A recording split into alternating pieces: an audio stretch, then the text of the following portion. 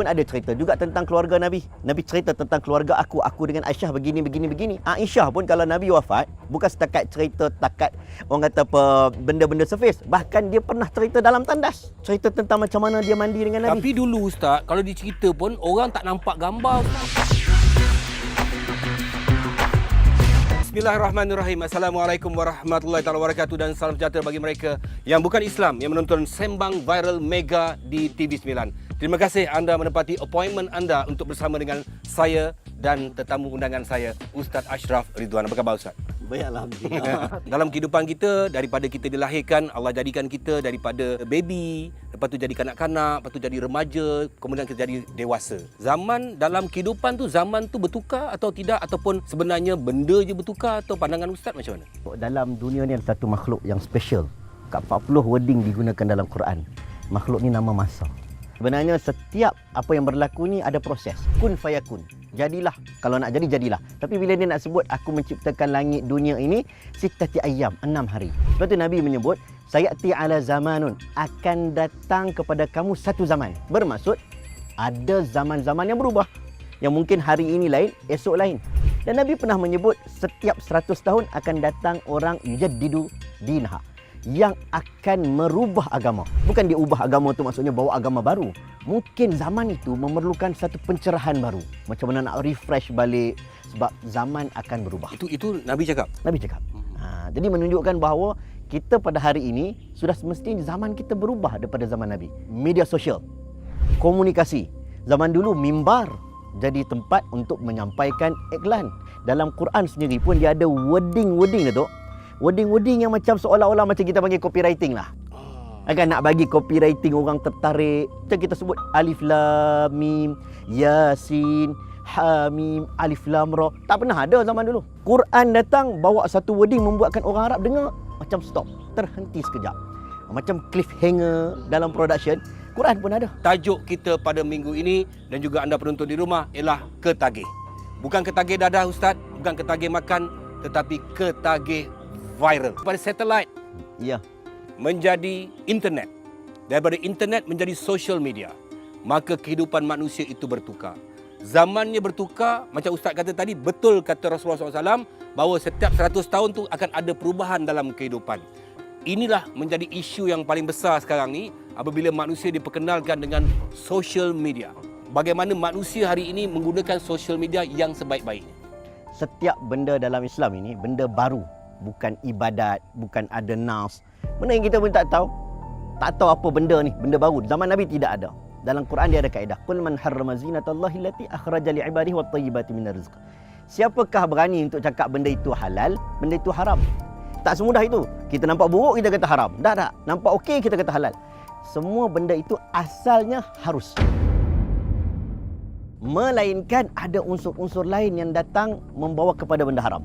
Ustaz kata tadi, tengok cara kita menggunakan. Tapi manusia itu kadang-kadang dia terleka. Bab terleka ni Ustaz, boleh tak Ustaz huraikan bab terleka dengan dunia social media yang ada pada hari ini? Dia simple. Dalam agama ni dia ada menyebut innallaha la yuhibbul mu'tadin. Allah tak suka semua benda yang melampaui batas. Tak kira makan okey, makan melampau. Jangan tengok perut saya. Saya tak tengok Ustaz. Ustaz sini yang terasa. Mata tu kan ada. Makan melampau. Tak bagus. Okey. Kau nak sembang dengan kawan-kawan, silakan. Benda harus. Tapi kau sembang sampai kau abaikan family kat rumah, itu tak suka. Begitu juga media sosial. You nak guna sekadarnya untuk maklumkan. Kalau you ada sebab-sebab tertentu. Contohlah Datuk Rosyam. Datuk Rosyam dalam dunia industri penyiaran. Orang semua nak tahu perkembangan. Dalam dunia perniagaan, orang nak tahulah. Kalau you ada media sosial you, tiba-tiba you tak cerita tentang apa yang you jual. Jadi satu benda yang macam seolah-olah you tak menjual dengan apa yang Tuhan berikan kelebihan kepada you. Jadi benda itu harus. Maka gunakanlah. Cumanya pada hari ini, bila dia dah guna, ramai orang salah guna. Salah guna. Bila salah guna ni sama ada dia gunakan untuk expose benda yang tak sepatutnya expose. Nabi pun ada cerita juga tentang keluarga Nabi. Nabi cerita tentang keluarga aku dengan Aisyah begini. Aisyah pun kalau Nabi wafat, bukan setakat cerita takat orang kata apa benda-benda surface. Bahkan dia pernah cerita dalam tandas. Cerita tentang macam mana dia mandi dengan Nabi. Tapi dulu Ustaz, kalau dicerita pun orang tak nampak gambar Ustaz. Sekarang cerita nampak gambar Ustaz. Saya dalam tandas. Ibarat macam tu kan. Ini yang jadi masalah. Walaupun Aisyah cerita tentang tandas, la tastahi fil haq. Tidak ada malunya dalam perkara benar. Sebab dia nak sampaikan sunnah Nabi dalam tandas macam mana. Macam mana Nabi bersama dengan pasangan. Kita tak boleh cerita ikut suka. Tapi dia kena cerita supaya orang dapat manfaat. Sebab Nabi itu adalah waswatun hasanah. Contoh. Jadi benda ini berlihat kepada keperluan. Sejauh mana keperluan? Kalau tak perlu cerita, tak payah cerita. Kalau orang tu, kita dah ada banyak-banyak platform. Tapi dia kata, aku tak pedulikan benda ni. Adakah dia ketinggalan zaman? Kita tak kata begitu kalau dia memang tidak memerlukan. Kita tak kata begitu kalau orang tu memang dia tak perlu pun. Dia nak expose pun tak perlu. Dia duduk kat kampung seorang-seorang pun tak ada benda tu pun tak ada masalah. Tetapi mungkin bagi sebahagian orang, dia menganggap inilah peluang untuk dia jalin silaturahim, nak kenal kawan lama. Cari kawan lama, masuk dalam Facebook terjumpa, lepas tu bercinta. Mak kita pun kena ada juga, betul tak? Kan? Nak tengok balik kawan-kawan lama. Dulu tak suka dengan medsos ni. Kan, media sosial ni kita pun rasa macam melampau, leka. Tapi bila dalam keadaan dia tengok kawan-kawan dia semua ada, jumpa pula rakan-rakan Facebook, dia pun buat juga. Adakah dia ketinggalan zaman? Bergantung kepada orang tu, individu tu. Saya pernah jumpa ada orang yang langsung tak ada. Dia kata okey, hidup aman damai.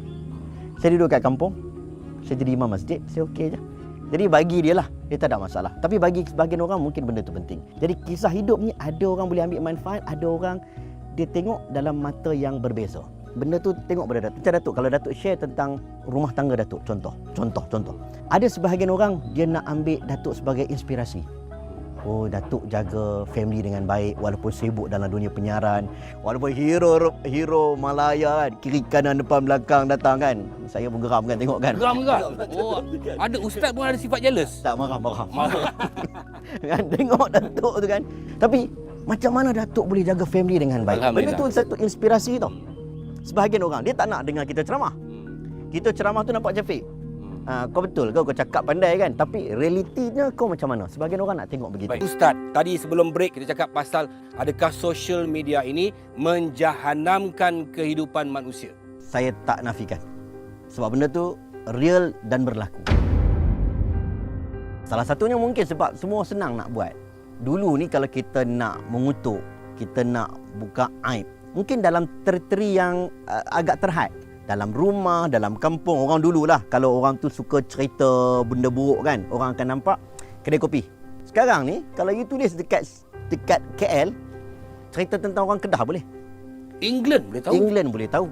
Segalanya. Dan orang pula mudah untuk create fake account. Yang tu masalah. Bila dia create fake account, orang tak tahu daripada sumber mana yang datang. Jadi ada orang kita kenal, okey, yang ni namam, yang ni pengadu domba, ini kalau cakap tak boleh percaya. Tapi kalau fake account, dia nak buka cerita tentang orang, nak menghancurkan family orang, dia boleh buat. Sekarang ni orang akan sebut macam biasalah pepatah Melayu, tidak pokok bergoyang. Kalau tak ada angin tak ada pokok bergoyang. Ya, tak ada angin takkan pokok bergoyang. Dia lambung dulu. Kemudian orang tu nak kena mempertahankan, nak kena menjawab pula persoalannya. Sebab tu ulama menyebut fitnah itu tidur, jangan bangkitkan. Sebab itu dalam Quran disebut innal ladzina yuhibbuna an tashi'al fahishatu fil ladzina amanu. Celah-celah orang mukmin ni, semua mukmin baik-baik ni. Ada seorang dua orang yang kaki suka tersebarnya fahisyah. Nak tengok orang tengah okey, nak bagi orang bergaduh. Orang tengah tak ada masalah, saja cuit masalah. Dapat duit ustaz. Dia membuat pendapatan ustaz. Itu masalah tu nak dapat viral, nak dapat like, nak dapat macam-macam. Tapi sebenarnya ustaz, benda ni sebenarnya sembang kedai kopi lah ustaz kan. Sebenarnya sembang kedai kopi, tapi dulu sembang kedai kopi tu habis kat situ saja. Sembang dalam social media ni dia akan menyeluruh dan juga share. Kekal. Yes, kekal. Orang boleh simpan resip, orang boleh tengok. Anak cucu kita pun kita bimbang boleh tengok lagi 20 tahun.